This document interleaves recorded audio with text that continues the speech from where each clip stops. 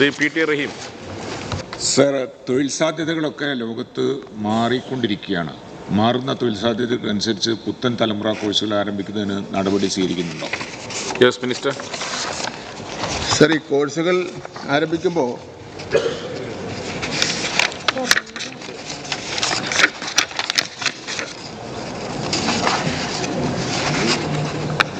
നമ്മുടെ കേന്ദ്ര ഗവൺമെൻറ് സഹായത്തോടു കൂടിയാണല്ലോ നമ്മുടെ ITയുടെ പ്രവർത്തനം നടത്തിക്കൊണ്ടിരിക്കുന്നത്. അടിസ്ഥാന സൗകര്യങ്ങളും അധ്യാപകരെയൊക്കെ തന്നെ നിയമിക്കുന്ന നമ്മളാണെങ്കിൽ തന്നെ കോഴ്സുകൾ തയ്യാറാക്കുന്നത് കേന്ദ്ര ഗവൺമെൻറ് DGT ആണ്. എന്ന് മാത്രമല്ല, പരീക്ഷ നടത്തുന്നതും DGT ആണ്.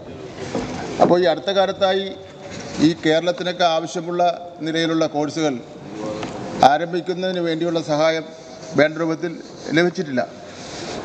ഇന്നിപ്പോൾ വകുപ്പിന് കീഴിലുള്ള സ്ഥാപനങ്ങളിൽ പുതിയതും രാജ്യാന്തര നിലവാരം പുലർത്തുന്നതുമായ കോഴ്സുകൾ ആരംഭിക്കുന്നത് സംബന്ധിച്ച് നിർദ്ദേശങ്ങൾ സമർപ്പിക്കാൻ സർക്കാർ നിർദ്ദേശിച്ചിരുന്നു. നിലവിലെ ജീവിതം ഇൻ്റർനെറ്റിനെ അടിസ്ഥാനമാക്കി വളർന്നു വരുന്ന സാഹചര്യത്തിൽ ചെറിയ കുട്ടികൾ മുതൽ മൊബൈൽ ഫോണുകൾ, കമ്പ്യൂട്ടറുകൾ, അവയുടെ ആപ്ലിക്കേഷൻ സോഫ്റ്റ്വെയർ മുതലായവ ഉപയോഗിക്കുന്നതിൽ തൽപരരാണ്.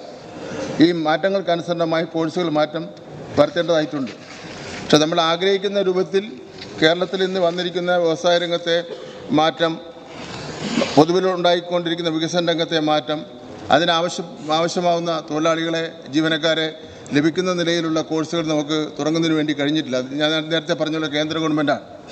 കേരളത്തിന് വേണമെങ്കിൽ ചെയ്യാൻ കഴിയുന്ന കാര്യം നമുക്ക് ആലോചിക്കാൻ കഴിയുന്നതാണ്. വ്യവസായ വകുപ്പുമായിട്ട് ആലോചിച്ചുകൊണ്ട് ഒരു കേരള ITA, കേരളത്തിൻ്റെ പൊതുവിലുള്ള ആവശ്യങ്ങൾ നിറവേറ്റുവാൻ കഴിയുന്ന സാങ്കേതിക വിജ്ഞാനം കൊടുക്കാൻ കഴിയുന്ന നിലയിലുള്ള പുതിയ കോഴ്സുകൾ നമുക്ക് തന്നെ ഡിസൈൻ ചെയ്ത് നമ്മൾ തന്നെ സർവകലാശാലകൾ ഇവിടെ കേരളത്തിൽ നടത്തുന്ന പോലെ കേരള മോഡൽ ITA നമുക്ക് സ്ഥാപിക്കുന്നതിനെ സംബന്ധിച്ചിടത്തോളം ഉള്ള കാര്യം നമുക്ക് ആലോചിക്കാൻ കഴിയുന്നതാണ്.